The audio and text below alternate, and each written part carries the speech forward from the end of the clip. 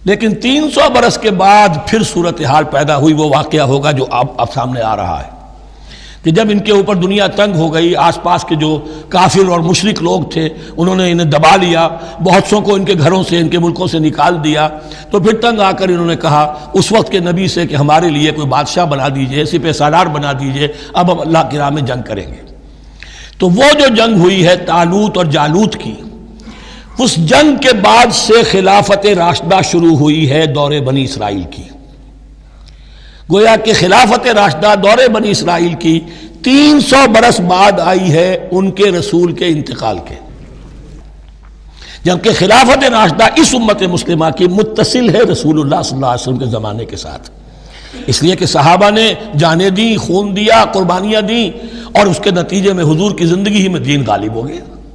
اسلامی ریاست قائم ہو گئی۔ تو ظاہر بات ہے اس کے بعد آپ کے انتقال کے بعد خلافت کا دور شروع ہو گیا، لیکن وہاں یہ سارے سال 300 برس گزرے ہیں، اس کے بعد ان کا دور خلافت آیا ہے، اور اس میں بھی 3 خلافتیں ہیں کہ جو متفق علیہ ہیں، ویسے وہاں تو وہ نبوتیں ہیں، طالوت علیہ السلام، داؤد علیہ السلام اور سلیمان علیہ السلام۔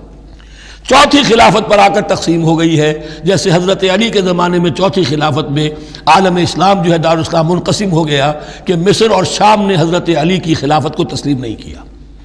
اسی طرح حضرت سلیمان کے 2 بیٹوں میں پھر ان کی مملکت تقسیم ہو گئی، ایک اسرائیل اور ایک یہودیہ، یہ 2 ریاستیں وجود میں آئی، جوڈی۔